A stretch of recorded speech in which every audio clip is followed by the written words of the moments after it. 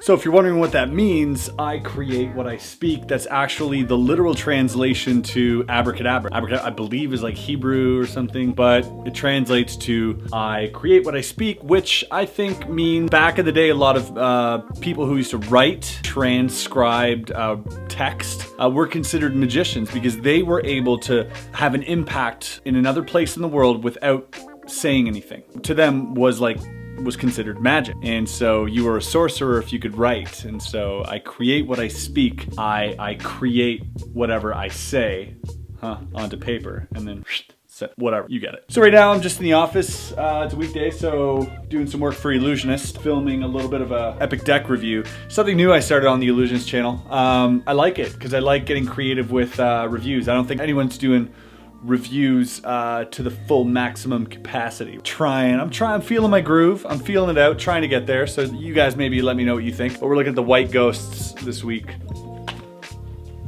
Let's see if I can still do this.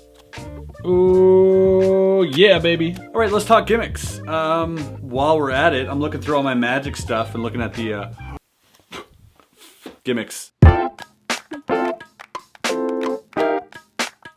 What are gimmicks? So for those of you tuning in for the first time, or newcomer magicians, or whoever's watching, you might be asking yourself what the I'm talking about. Well, gimmicks are special apparatus or items that look like ordinary items or sometimes are hidden that help the magician to accomplish a greater, more visual, or sometimes just more impossible magic effect. I'm not gonna go too much into detail about what gimmicks are, but I will talk about whether or not I use them and how I've had experience with gimmicks in my life. I get a lot of questions of people asking me, well, Chris, should I use gimmicks? I'm going to my first performance. What gimmicks do you use? The answer is bring everything. Yeah, I'm probably gonna get crucified by a lot of you professional magicians out there, but the truth is, that's what I did. So my first performance, my first paid performance, I literally had like 12 gaff decks on me, gimmicks galore, 48 pockets filled with stuff. You can imagine what that's like if I'm performing, trying to look for a certain effect, I'm sucking on Sharpies, and it was a mess. At the end of the night, I get back home, and obviously it was a great success, but I get back home and I empty out all my pockets, and to my surprise, I didn't use probably 95% of what I brought. And it was a great lesson for me. Every other performance since then, I've been chopping it down and down, and I'm filling my pockets again, but like less and less every single time, to the point where now, after years and years, I've really, even now, I still carry a little too much, I think, but I'm like at the bare essentials, where I have one deck of cards, I have a few other items like a ring and a rubber band, a Sharpie, like very, very minimal. But I do have a few gimmicks that are very, very impactful, that suit my performance style and that suit my personality, and that I'm very, very at ease with because of all the years of practice I've had. So of course at first you're gonna be like, well, I forgot to use this, maybe I should have, or I couldn't find this, or this didn't work, or whatever. And that's just a normal learning process. Whenever someone tells you, well, you should be able to kill it with just a deck of cards, listen, you're not this guy. All right, you're not David Williamson, who's an ingenious. This guy can rock a room. By the way, if you're looking for a good book, Williamson's Wonders. Also, Greg Wilson, Michael Weber, all these guys have great, great work on just impromptu stuff, where you should definitely get a hold of and just work on your impromptu game, the stuff that you don't need any. You could like literally walk into a room with your pockets empty and just kill it. That stuff is phenomenal. And the gimmicks are just like the icing on the cake. But without a cake, you're just like a pile of icing. Funny thing is about gimmicks, I have professional friends of mine. Well, I mean, they're not professional friends, like, I mean, they're not paid. I mean, they could be professional, they're very good friends, but professional magician friends of mine who use gimmicks that I would never use in 1,000 years, and vice versa. And we often tell each other, like, dude, like, I don't know how you do it. Like, that's ballsy. How do you even set that up between tables? And that's just, like I said, like a performance style, a character style. It all depends on what you're used to and what you've been practicing and what fits your routines. That's the important part of performance. There are gimmicks that are good for performance, like live, like commercial stuff, and there are gimmicks that just aren't, that make your life very, very difficult. However, those do have a place in my life. One place being the internet. I do a lot of videos on social media, Instagram, YouTube, Facebook, and Twitter. A lot of older magicians might be like, well, it's a waste, or that's no good. Well, listen, I'm here to prove you wrong. Like literally, you're wrong, because I literally bag branding deals with companies that want to see me and perform magic on camera with their brand. And that's an actuality today. So it's not all about just live performances, but you can also work with companies, you can consult on TV, and you can be a creator, and you can, so there's so many other venues in magic nowadays that don't involve performing, but performing should be your baseline. You should learn how to perform. Then only then will you get a greater understanding of what magic is and what you want to give your audience, whether it's through TV, camera, or in real life. Another little thing about gimmicks, here's my little secret, and this is just between us. Don't get your magical panties in a twist, but when you buy, let's say you purchase a gimmick, don't watch the tutorial. I know, you're probably thinking like, well, what the, like, if you know how it works, if you know the mechanics of it, and usually 80% of the time, you're gonna figure it out, don't watch a tutorial. Come up with your own stuff. Literally think outside, what could I use this for? What could this be good for? What type of context could I? Now you've got this cool little thing that you just bought, right? But if you go ahead and watch the tutorial, all you're doing is like, I'll give you a great example. Everybody remember that Rubik's Cube that you threw it on a close-up mat and it exploded into Skittles? You've seen it once, you've seen it 1,000 times. Literally, I have friends who performed it and I have people I don't know who performed it, but it's all the same. Nothing was changed, nothing, all the same trick. I think Justin Willman was the only one who added something funny to it, whereas at the end the Skittles spelt out send nudes. But aside from that, that's all the same. Now, yes, that might be the most visually appealing and beautiful performance of it. Sort of looks like a Zach King camera trick, which is cool, but maybe there's something else there. Maybe there's something that nobody's thought of, or maybe there's something that you can do and that no one else can do, just because it's your style. Now, oftentimes I'll create stuff and I'll be like, you know what? This fits this performance.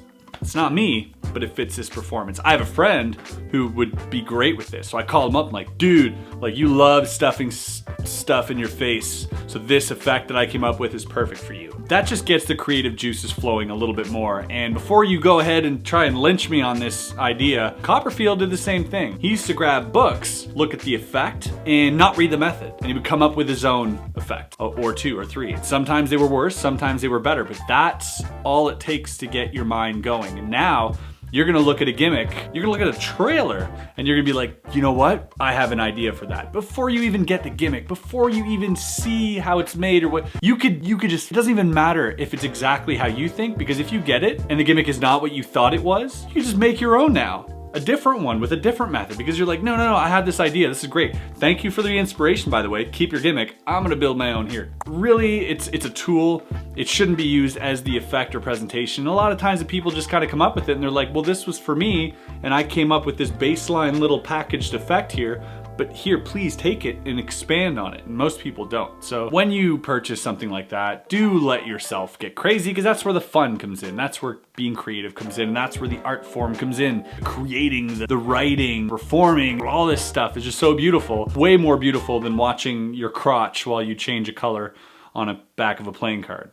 But enough said. I want to hear about you guys. What do you guys use, and how long have you guys been doing magic with gimmicks for? Have you guys started with a lot and then weaned it down, or the opposite? Or do you like gimmicks, or should you use them? How do you feel about them? I'd love to hear your thoughts and get a conversation going with my fellow magician friends. Maybe you guys can enlighten me a little bit about your experience with these type of things. Also, I think that about wraps it up for this episode. I think I've ranted on long enough, but I wanted to touch base on one more thing. So I'm working with Skype right now. This is not a paid advertisement, but I am working with Skype on an Instagram project, and I'm gonna ask them if they don't mind if I use all those videos I did for them and put them all together, mash them up, and throw them up on YouTube for you guys, because I think it would be interesting to take you through the creating process, what I had to go through to create these type of illusions, and how I came up with these ideas and everything that went into it. And there's a lot, and I don't know if you guys would be interested in hearing all that stuff, but maybe if you are, let me know. I'd love to be able to share that sort of creative process with you and show you some really cool visuals at the same time. So guys, thanks again for watching. Always appreciate it if you guys smash that like button. Yes, I'm over the top with this thing. I know it's getting old, but it does help. Guys, thanks so much. We'll see you on the next video. Have a good day.